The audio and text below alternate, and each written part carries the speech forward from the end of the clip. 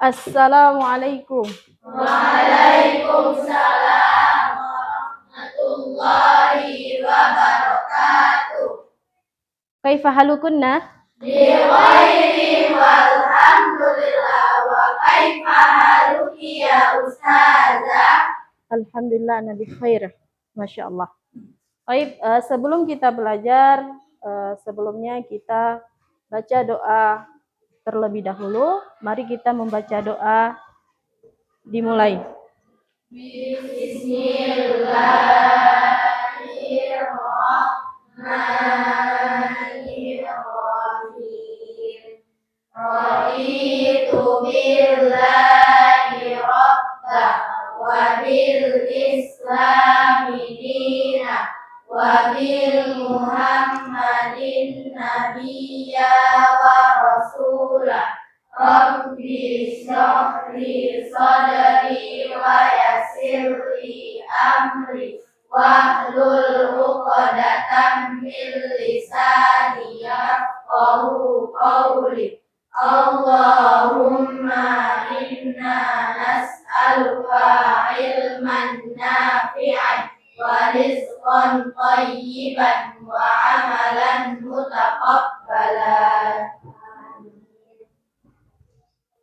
Alhamdulillah telah selesai kita membaca doa. Alhamdulillahirabbil alamin. Assalatu wassalamu ala asrafil anbiya'i wal mursalin wa ala alihi washabihi ajma'in. Asyhadu an la ilaha illallah wa asyhadu anna Muhammadan abduhu wa rasuluhu la nabiyya ba'da. Alhamdulillah pada pekan ini kita bertemu kembali pada pelajaran kita yaitu akidah. Nah, baik kita pelajaran hari ini akidah, kita membahas tentang apa yang kita bahas? Tamimah dan wada'at. Apa?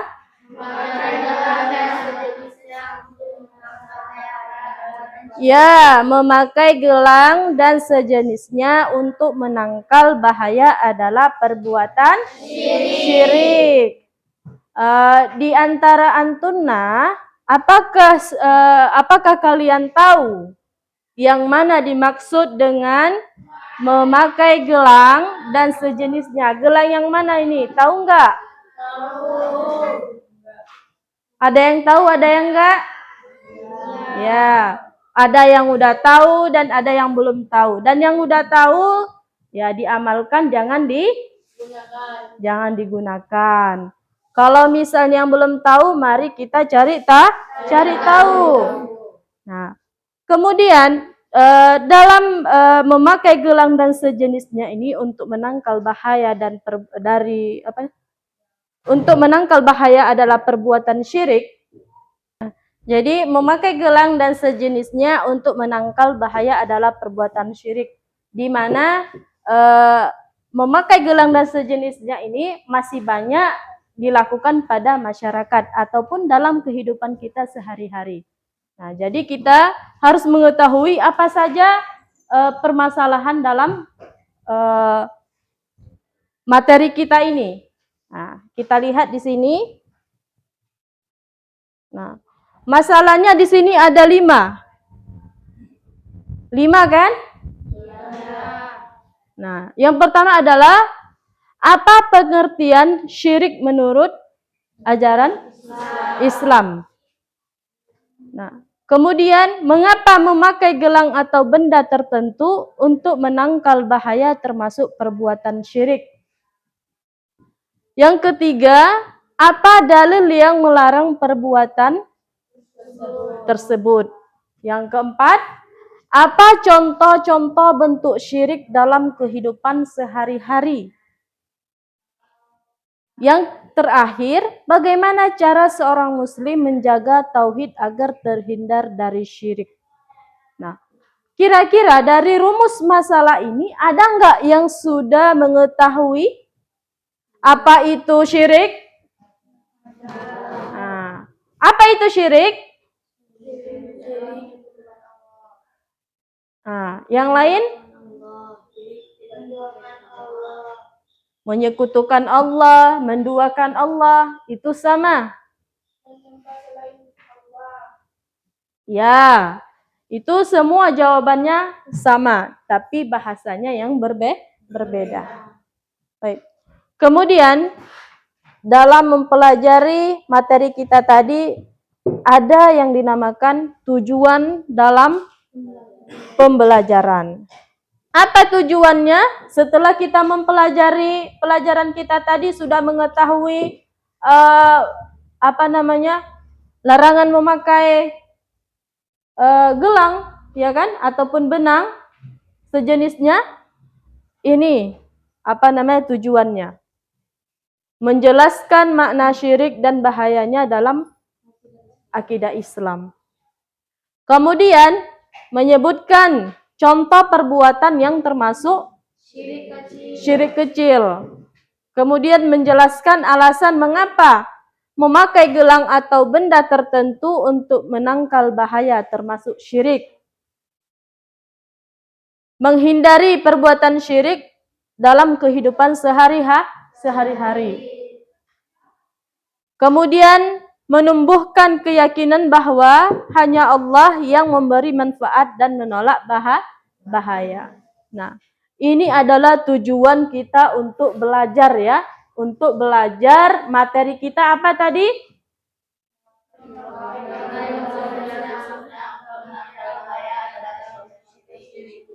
Ya, memakai gelang dan sejenisnya untuk menangkal bahaya. Ya. Inilah tujuan kita untuk mempelajari materi tadi. 5 ini tujuannya. Pokok permasalahannya tadi ada 5 juga. Kemudian maksud dari materi kita tadi, penjelasan materi ataupun judul kita ya. Dalam ajaran Islam, keyakinan bahwa hanya Allah lah yang mampu memberi manfaat dan menolak bahaya. Merupakan bagian penting dari tauhid. Namun, sebagian orang masih percaya bahwa gelang, cincin, kalung, atau jimat tertentu dapat menangkal penyakit. Dapat menangkal penyakit, sial, atau bahaya. Perbuatan seperti ini termasuk syirik kecil. Karena menandakan ketergantungan hati kepada selain Allah. Kemudian ada hadis di mana Rasulullah bersabda, barang siapa yang menggantungkan jimat, maka ia telah berbuat syirik. Nah, kalau di buku Antunna itu ada di situ satu dalil yang di bawah. Nah, coba dilihat di situ di bawah, man ta'allaka tamimah. Coba baca di situ.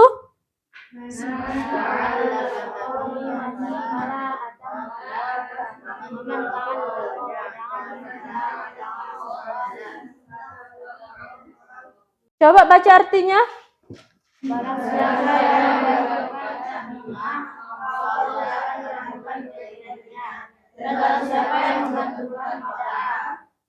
Maka Allah tidak akan mau berjalan dan dalam bilang keterangan bersabda, barang siapa yang menggantungkan tamimah maka ia telah berbuat kesyirikan.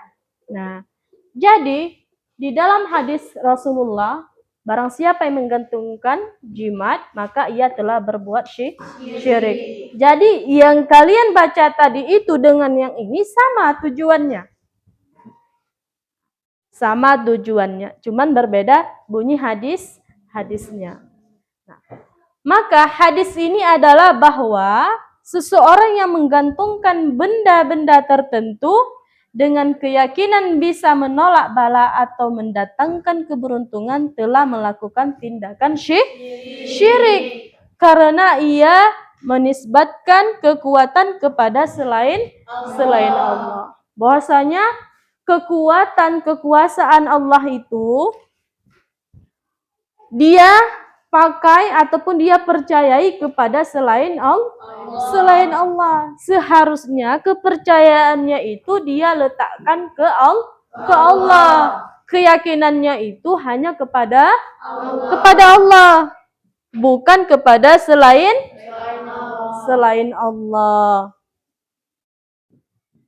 Nah, jadi tadi kita pertama ada masalah, ada 5 permasalahan dalam materi kita ini. Nah, yang pertama adalah di sini apa pengertian syirik menurut ajaran Islam. Penjelasan di situ adalah syirik adalah menyekutukan Allah dengan sesuatu dalam hal-hal yang menjadi haknya, seperti berdoa, berharap, meminta pertolongan, atau meyakini adanya kekuatan lain selain Allah. Jadi maksud dari pengertian syirik itu sesuatu yang haknya Allah kita letakkan kepada selain Allah. Nah, di sini syirik terbagi menjadi 2. Apa saja syiriknya? Yang pertama? Syirik besar. Ya, syirik besar dan syirik kecil. Apa itu syirik besar?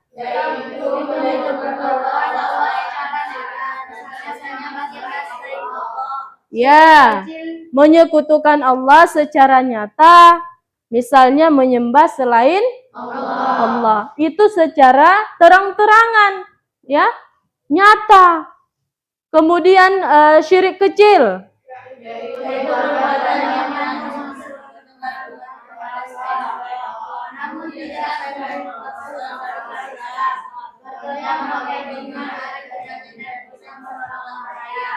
Ya, syirik kecil itu perbuatan yang mengandung unsur ketergantungan kepada selain Allah, namun tidak sampai pelakunya itu keluar dari Islam. Nah, kemudian syirik kecil ini biasanya sering terjadi pada diri kita, namun kita tidak menyadari. Nah, makanya perlulah kita belajar. Nah, kalau dalam kehidupan kita sehari-hari itu, di mana tata letak kita termasuk syirik kecil? Apa contohnya? Memakai jimat dengan Apa contohnya kemarin sudah Ustazah kasih satu contoh. Ya, perbuatan ria. Nah, ria itu adalah perbuatan syirik kecil. Kenapa bisa dia dinamakan syirik kecil? Karena dia tidak keluar dari Islam. Apa? Karena dia merubah niatnya. Ya, karena niatnya itu berubah. Maksudnya ketergantungan niatnya itu. Nah, niatnya itu bukan karena Allah, tapi karena orang lain. Supaya misalnya ketika dia lagi sholat, seharusnya niatnya karena Allah, tapi dia niatkan ingin dipuji. Siapa yang memujinya? Iya, orang lain. Nah, dia perindahkan gerakan sholatnya agar dipuji. Nah,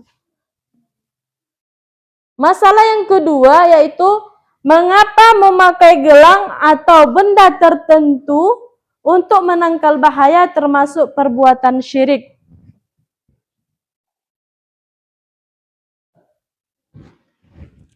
Nah,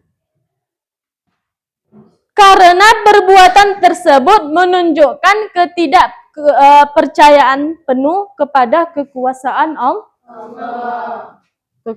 Allah. Orang yang memakai gelang atau benda tertentu dengan keyakinan dapat menolak penyakit sial, atau bahaya telah mempercayai benda tersebut memiliki kekuatan goib.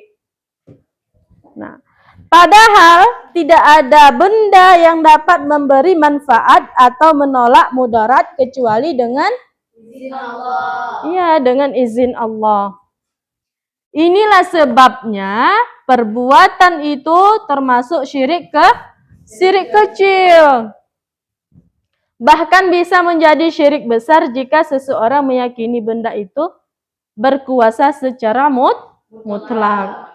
Nah, syirik kecil itu dia kita hati-hati juga karena akan membahayakan. Dia akan bisa menjadi syirik besar. Jangan kita menganggap syirik kecil itu tidak mengeluarkan kita dari agama Islam. Nah, tapi kalau sudah sering-sering kita lakukan syirik kecil itu akan lama-lama menjadi besar, menjadi syirik besar. Sehingga nanti kita tidak sadar rupanya sudah keluar dari Islam. Nah, permasalahan yang ketiga di sini nampak itu? Nampak. Nah, apa dalil yang melarang perbuatan tersebut? Nah, di sini ada dalil bahwasanya perbuatan tadi dilarang. Nah, larangan memakai jimat, gelang atau benda sejenis sudah jelas dalam hadis. Ya, Rasulullah bersabda, barang siapa menggantungkan jimat maka ia telah berbuat syirik. Nah, ini hadis yang tadi pembahasan yang udah kita baca juga. Kemudian hadis ini menunjukkan bahwa menggantungkan harapan atau perlindungan kepada benda selain Allah merupakan bentuk pelanggaran terhadap tauhid. Selain itu, Al-Quran juga menegaskan, dan jika Allah menimpahkan sesuatu kemudaratan kepadamu, maka tidak ada yang dapat menghilangkannya kecuali Dia. Nah, Dia siapa? Allah. Ya, Dia adalah Allah. Keempat, apa contoh bentuk syirik dalam kehidupan sehari-hari? Nah, contoh syirik kecil masih sering terjadi di masyarakat antara lain yang sering terjadi di kalangan kita seperti yang tadi sudah sampaikan. Kadang kita tidak sadar, ya, apa perbuatan ini apakah perbuatan syirik atau misalnya perbuatan hal yang biasa, yang lumrah. Kita tidak menyadarinya, tapi kita sering menganggap itu biasa. Biasanya ini terjadi pada anak bayi. Ya kan? Ya. Terjadi pada anak bayi yang baru lahir.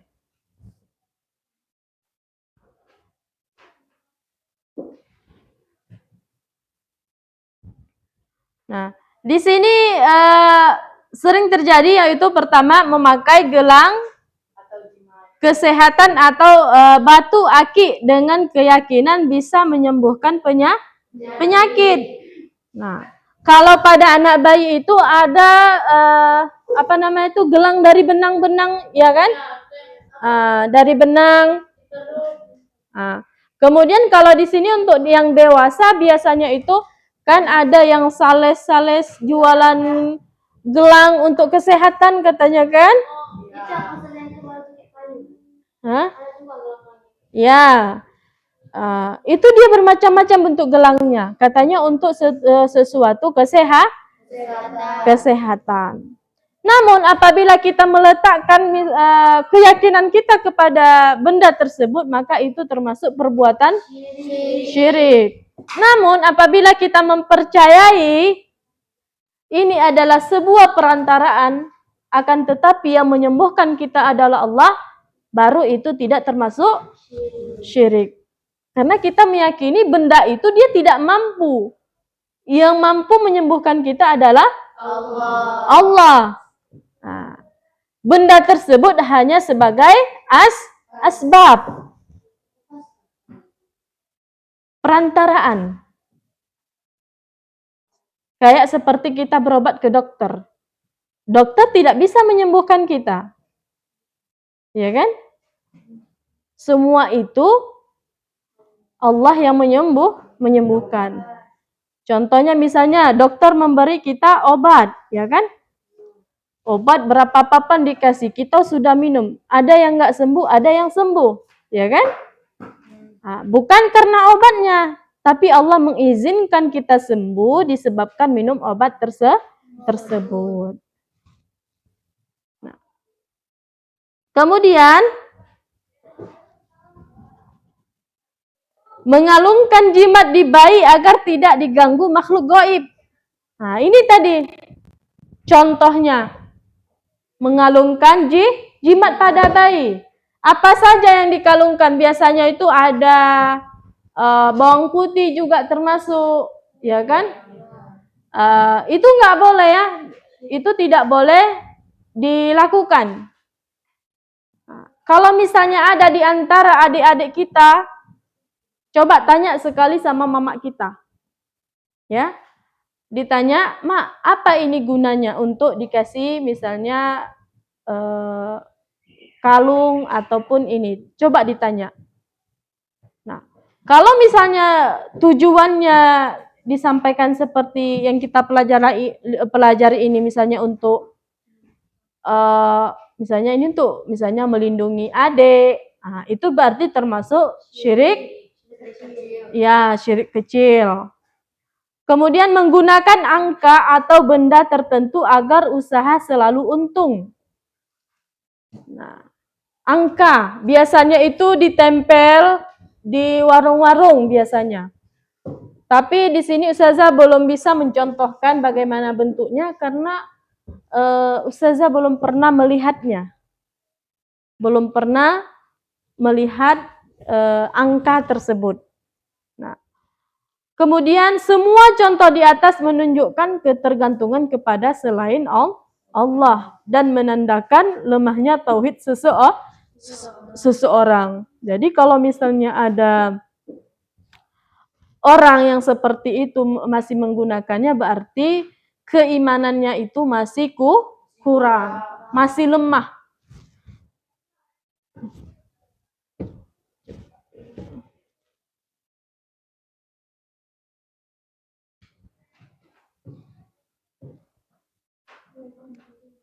Nah, dan yang terakhir di sini bagaimana cara seorang muslim menjaga tauhid agar terhindar dari perbuatan syirik. Nah, permasalahannya berarti bagaimana? Ya kan? Bagaimana cara menghindari perbuatan syirik?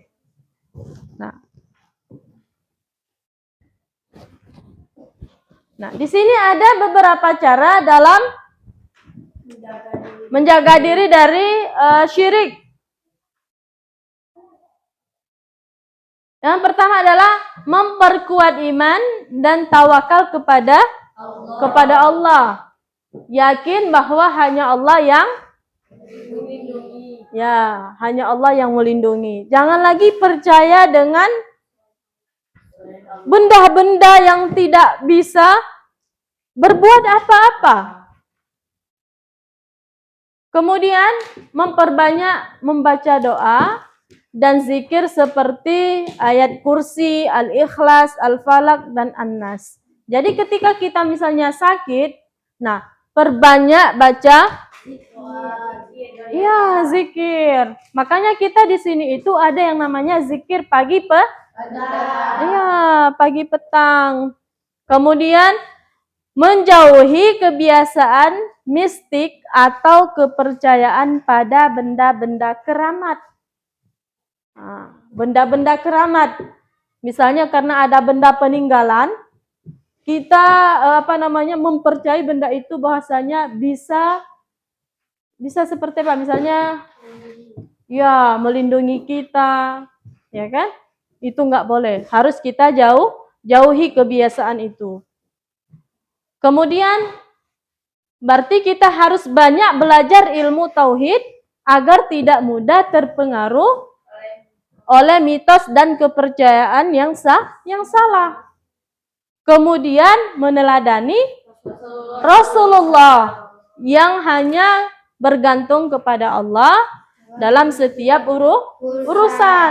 Jadi segala sesuatu apa yang kita lakukan, maka kita harus menggantungkan kepercayaan kita kepada Allah. Kita yakini hanya kepada kepada Allah. Misalnya kalian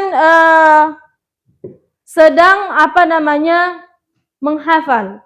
Nah, kalian sudah susah payah dalam menghafal, maka letakkan kepercayaan kalian bahwasanya Allah akan memudahkan dalam menghafal Al-Quran. Ya, dalam menghafal Al-Quran.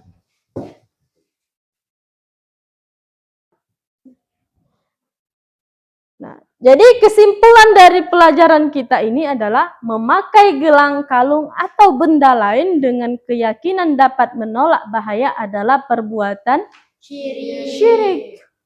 Karena menodai tauhid. Nah, seorang muslim wajib yakin bahwa hanya Allah yang berkuasa memberi manfaat dan menolak mudarat.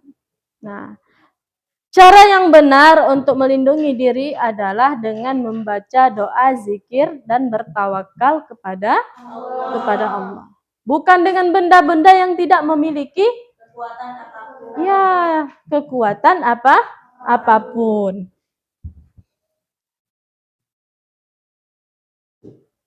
Nah, baik, pinjam bukunya boleh bentar? Jadi di sini kita akan tanya jawab. Mungkin ada di antara kalian yang mau bertanya tentang masalah memakai gelang, ya. Mungkin ada yang belum kalian pahami. Ustazah, kan misalnya kita nggak tahu ini syirik atau enggak, terus tuh kita pakai aja, itu dosa kita atau enggak? Nah, maksudnya misalnya ada benda gitu kan, kemudian kita pakai aja, maksudnya nggak ada tujuan. Kayak kemarin, kayak misalnya kita pakai itu apa namanya? Kayak Bukan. bawang putih ya dipakaikan sama anak-anak.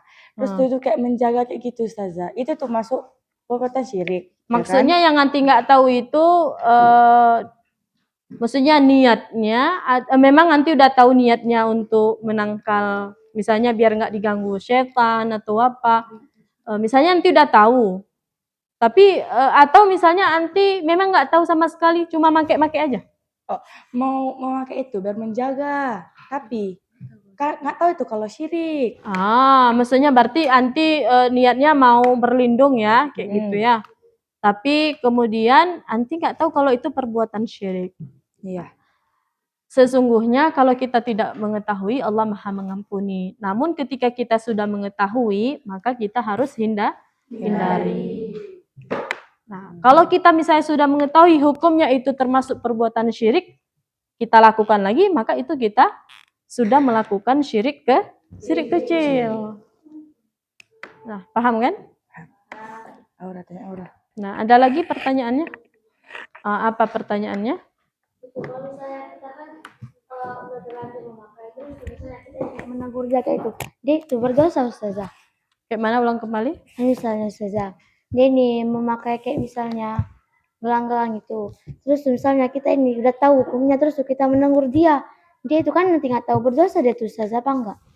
Kalau misalnya contoh misalnya ada teman kita, sedangkan kita udah mengetahui, ya kan? Teman kita belum dia mengetahui. Nah, di saat kita menyampaikan, ya kan? Maka ketika dia sudah mengetahui apa yang kita sampaikan, dia sudah mengerti, maka itu dia nggak berdosa sebelumnya. Tapi kalau misalnya dia kerjakan lagi, padahal dia udah paham apa yang kita sampaikan ke dia, maka itu akan Syirik. iya, dia akan Dosa. berarti melakukan perbuatan Syirik. syirik. Nah, apa pertanyaannya? Jadi kan Ustazah, kalau misalnya kita pakai-pakai aja tapi niat kita ini bukan untuk misalnya menangkal hal-hal goib, misalnya kita pakai cincin atau gelang, kita pakai-pakai aja.